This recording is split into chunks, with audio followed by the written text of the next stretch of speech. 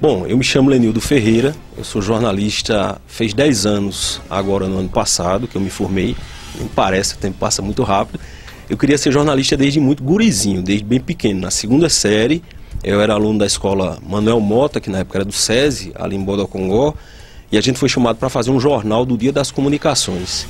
E aquela experiência de ser editor de um jornal de escola me causou uma paixão muito grande.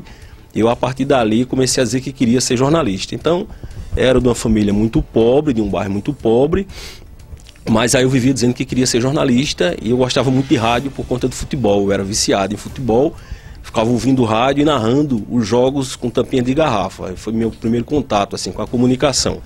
E a partir daí eu cresci com isso na cabeça, fui estudando, terminei os estudos, fiz a Universidade Estadual da Paraíba, concluí em 2008, comecei a atuar no jornalismo já no ano seguinte, trabalhei no Jornal da Paraíba. Coincidentemente, desde o início, eu nunca fui para o esporte, que era o que eu queria quando era pequeno. Eu fui para a política, e a partir daí eu fui levado para a política, fui repórter de política do Jornal da Paraíba, depois fui trabalhar na Rádio Cariri, a época AM, fazia colunismo para portais, também de política, até que eu fui para o Diário da Borborema, fazer colunismo político, né? Assinava a coluna Diário Político. O jornal fechou as portas em 2012, atuei durante um tempo com consultoria de comunicação, inclusive fui gerente de jornalismo da Prefeitura de Campina Grande, e há 4 anos e um pouquinho eu fui convidado aqui para assumir o departamento de jornalismo da Campina FM. Deixei a Prefeitura, eu nem pretendia voltar mais para o jornalismo militante diário, estava muito bom lá nas assessorias de comunicação, mas a Campina FM acabou me fazendo mudar de propósito. Então deixei a Prefeitura e há 4 anos e alguns meses eu estou na condição de editor aqui do jornalismo da Campina FM. Bom, quando eu comecei a fazer a faculdade de jornalismo, eu criei um blog na época. O blogger era um sucesso danado e todo mundo tinha que ter um. E aí eu fiz um blog. E eu sempre gostei muito de opinar. E aí já na época da faculdade eu comentava, opinava, gostava de escrever textos opinativos. E, curiosamente, sem tempo para editar praticamente, mas eu tenho o blog até hoje, né? E volta e meia eu estou atualizando esse blog. E naturalmente eu fui por esse caminho da opinião. Quando eu comecei, que eu fui para a área política é uma área que lhe puxa muito a opinar, a comentar, a analisar. As pessoas praticamente pedem que você faça um trabalho de interpretação. E aí eu fui para o rádio. E no rádio a interpretação e a opinião é quase que uma obrigatoriedade, sobretudo para quem cobre política. Você tem que explicar como as coisas funcionam, de que forma elas funcionam. Então, naturalmente, eu comecei a exercer essa tarefa opinativa e interpretativa do jornalismo, e foi aí que eu fui exatamente fazer a coluna no Diário da Borborema, que era essencialmente opinativa. Era realmente o papel de opinar. Não me preocupava muito com aquela história do colunista que quer trazer o furo, a informação primeiro. Eu me preocupava em analisar o cenário político. E foi algo assim, bastante natural. E no rádio, quando eu cheguei aqui na Campina FM, uma das missões que eu recebi foi de comentar. O pessoal pedia que comentasse a política e fizesse a interpretação da política. A empresa tem uma linha editorial, como toda empresa, coincidentemente até é compatível também com a minha opinião e a linha de pensamento político também. E aí é um exercício até natural. Inclusive no começo a gente tinha uma coluna que chamava Politicando, que era uma outra pessoa que fazia. Quando eu entrei na rádio eu assumi essa coluna, a gente teve que tirar depois do ar por falta de tempo no jornal. Mas as pessoas, mesmo quando não concordam com você, elas gostam da opinião no rádio. Nem que seja para esculhambar, para reclamar, para xingar, para divergir, mas as pessoas gostam. E a gente acaba, naturalmente, opinando. Com um certo cuidado, para que as pessoas entendam que a nossa opinião é uma opinião. Não tem nada demais em um jornalista emitir opinião, sobretudo num veículo como o rádio, que é um diálogo entre você e o ouvinte. Agora, eu acho que o que tem que deixar claro é que aquilo é sua opinião, e que necessariamente ela não precisa ser a opinião das outras pessoas. E também sem que você feche as portas para que opiniões divergentes da sua também ocupem esse mesmo espaço. A pressão ela existe todo dia acontece. Por exemplo, na época do Diário da Borborema, a gente teve um caso de um vereador que ele foi até o Diário para reclamar das opiniões que a gente dava. E detalhe, nunca foi uma opinião que procurasse atingir a pessoa, tanto que eu tenho 10 anos fazendo opinião, e uma opinião muitas vezes, digamos assim, aguda, assertiva, e, por exemplo, eu nunca respondi a um processo, nunca fui condenado a um processo por conta disso. Justamente porque a gente comenta baseado nos fatos, baseado na exceção da verdade, baseado na realidade. Mas a pressão, ela é diária, todos os dias ela acontece, e ela advém principalmente dos políticos. Os políticos, e o nosso político aqui paraibano, ele tem um perfil que ele gosta de ser aplaudido, ele gosta de ser elogiado. E aí quando você critica, e sobretudo quando você aponta aquilo que ele não quer que as pessoas vejam, eles reagem violentamente. Então a pressão, ela é de todo tipo. A pressão, ela é desde procurar empresa para pressionar, de tentar mandar mensagens para reclamar. A última vez eu recebi aqui uma mensagem destas de um político aqui de Campina Grande, reclamando porque a gente deu uma determinada notícia que eles acham que não é pauta jornalística. Eles querem dizer o que é pauta ou não. Mas assim, a gente segue dando as informações, a pressão é algo que é natural, é afeito inclusive à nossa atividade, mas ela tem um certo limite. Se ela ultrapassar aquele limite, a gente também reage, a gente também vai para o confronto, porque tudo tem um certo limite. E os políticos gostam de pressionar assim, pressionando a empresa, usando recursos públicos para pressionar as empresas, isso acontece também e é muito comum, ou tentando ser seu amigo, tentando lhe agradar. As estratégias são muitas, e quando todas falham, eles costumam vir com a ameaça do processo judicial, por exemplo. Mas você não processa alguém e ganha um processo simplesmente porque você não gostou da opinião daquela pessoa, né? Você só ganha um processo judicial se aquela pessoa tiver infringido de alguma forma aquilo que está na lei. E por conta disso eu nunca tive problemas nesse sentido. Mas tenha certeza, se você opinar, você vai arrumar um bocado de inimigos. Eu já trabalhei em empresa, e é muito comum isso aqui na Paraíba, que os donos são políticos, são detentores de mandatos. E aí, como é que você faz? Tem uma limitação, isso é óbvio que existe. O que eu penso é o seguinte, existem dois limites que você pode se auto-estabelecer. Você pode até não poder dizer algumas coisas. Preste bastante atenção, você pode até deixar de dizer algumas coisas que você gostaria de dizer. O que não pode é que esse controle ou essa limitação faça com que você diga aquilo que você não queria dizer. Colocar palavras na sua boca, usar a sua opinião de uma forma por meio de pressão, isso aí é o que eu acredito que não pode acontecer. Mas que você trabalha sim com limitações, sejam no campo político, sejam limitações no campo comercial. Essas limitações é falso você dizer que elas não existem. Mas a gente também tem que ter uma habilidadezinha às vezes para driblar, inclusive, esse tipo de situação. No caso da política não, porque eu admirava o pessoal do esporte. Eu admirava o pessoal do esporte, a minha admiração era o pessoal do esporte. Por exemplo, eu era apaixonado por Humberto de Campos, que era comentarista da Rádio Borborema.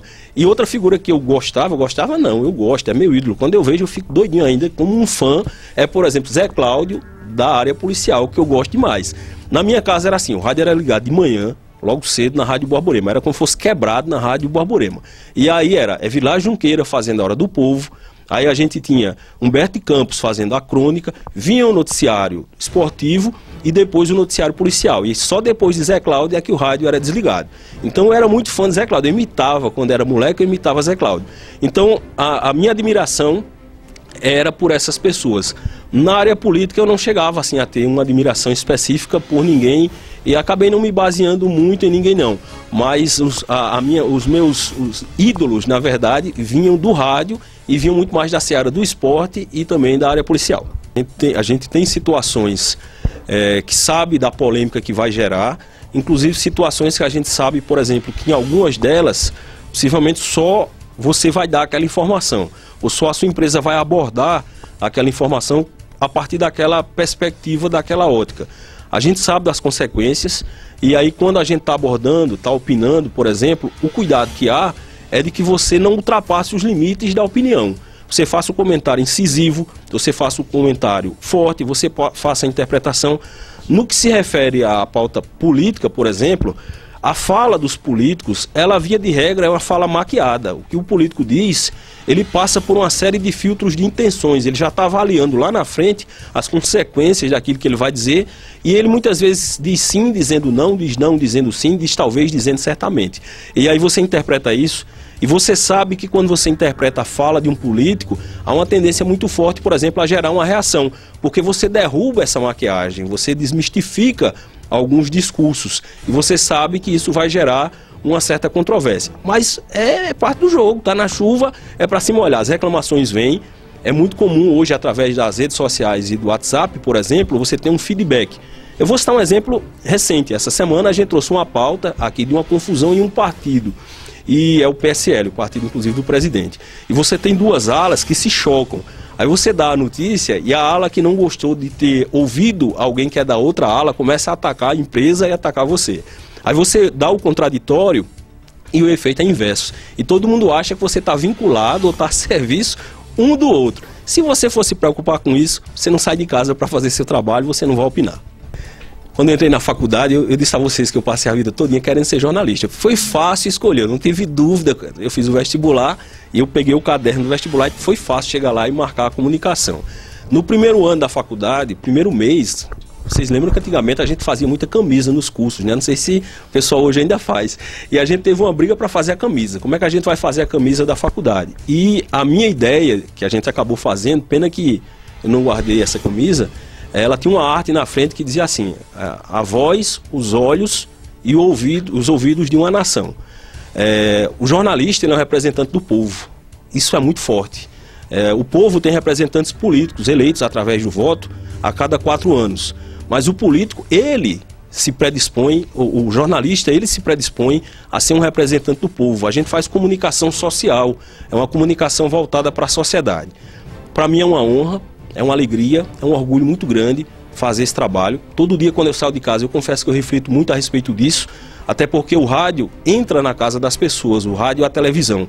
Você invade a casa das pessoas e é um voto de confiança que lhe dão, porque as pessoas não sabem o que você vai dizer. Se você vai dizer algo que ofenda a família, que atinge aquela pessoa, então é preciso tomar muito cuidado, porque cada pessoa tem uma opinião, tem uma perspectiva, tem um sentimento.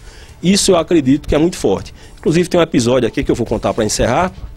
A Câmara de Campina Grande aprovou, uns 2, 3 anos atrás, eu sou de Campina, então eles aprovaram uma homenagem, né? Que é comum eles fazerem isso para a imprensa, até para manter uma boa relação, mas aí também foi porque a pessoa que propôs é um vereador muito próximo, um vereador amigo, e propôs uma medalha de honra ao mérito municipal. Eu fiquei muito feliz, muito orgulhoso, eu vim de um bairro muito pobre, de uma família muito humilde, seria uma honra levar minha mãe lá para ver aquela solenidade, mas nesse momento foi um momento que a Câmara inclusive estava envolvida em uma polêmica muito grande na cidade, quando os vereadores aprovaram o aumento às escondidas, do dia para a noite, e a Campina FM denunciou isso e a gente trouxe em detalhes. Então eu não tive coragem de receber aquela homenagem e avisei no ar que eu estava recusando, que eu não queria a homenagem da Câmara Municipal de Campina Grande, como eu não quis, e eu não recebi. Mas eu disse naquela ocasião que para mim a homenagem era de ter um ouvinte, alguém que acorda de manhã, liga seu rádio e me dá o voto de credibilidade de poder entrar na sua casa. A nossa honra, o nosso orgulho e a verdadeira homenagem que a gente recebe é essa. Bom, o programa está no ar todo dia, o Jornal Integração de 6 até 8 da manhã na Campina FM. A gente faz integrado com a Rádio Serra Branca FM, que é uma rádio co-irmã, falando aqui para mais de 100 municípios, Paraíba, Rio Grande do Norte, Pernambuco. Se vocês quiserem ouvir, é um prazer. No meio-dia a gente está com uma proposta nova. No ano passado eu apresentei à rádio um projeto. Nós encerramos um perfil de jornal que já tinha quase 3 décadas, o Campina Grande Notícia, e iniciamos o Jornal do Meio-Dia. A nossa proposta é discutirmos também um pouco mais de economia, de empreendedorismo, para buscar que Campina entre também nessa discussão e não fique só na pauta político-partidária, que a cidade não aguenta mais e não tem como a cidade ir para frente só discutindo eleição após eleição. A mensagem que eu deixo é a seguinte: quando eu entrei no curso, como eu disse, eu vinha de uma família muito pobre e claro que queria ajudar a minha família. E uma amiga minha tinha feito jornalismo, mas ela não tinha seguido a carreira. E ela me insistiu muito que eu não fizesse. Não faça jornalismo, não vale a pena, não vai dar certo, é muito injusto, a profissão é difícil. E é. Mas tudo que eu tenho eu devo ao jornalismo. Todas as portas que foram abertas para mim foi através do jornalismo. Eu não me arrependo um segundo sequer de ter feito o jornalismo e eu tenho certeza, até eu participei recentemente de um debate no Tribunal do Júri, hoje eu faço também um curso de Direito, e estava num debate no Tribunal do Júri falando exatamente sobre direitos humanos e o trabalho da imprensa. E no encerramento da minha fala, eu acho que é conveniente registrar isso aqui, eu dizia que vou terminar o curso de Direito, pretendo exercer as 2 atividades, mas que na minha parede o diploma que vai estar lá vai ser o de jornalista. E eu dizia que, enquanto muitas vezes uma comissão de direitos humanos deixa de cumprir alguns papéis importantes, quando as pessoas, por exemplo, estão na porta de um hospital e não recebem atendimento, quando as pessoas estão sendo injustiçadas, quando o poder público não cumpre o seu papel, as pessoas vão bater na porta da imprensa. É na imprensa que as pessoas vêm buscar socorro e vêm buscar ajuda. E é por isso que eu tenho um orgulho enorme de ser jornalista, porque muita coisa na sociedade só se resolve quando a imprensa coloca os seus olhos, os seus ouvidos e dá voz à população. Se você tem esse sonho, se você tem esse desejo, primeiro, esqueça o desejo eventual de querer ser celebridade. Jornalista não é celebridade, a estrela é a notícia, a estrela é a informação. Estude, aprenda, tenha humildade, saiba que você vai ser um servidor do povo, que vai ter uma missão muito difícil, muito árdua, mas que se você for competente, isso depende de você, você vai se estabelecer e vai valer a pena, com certeza.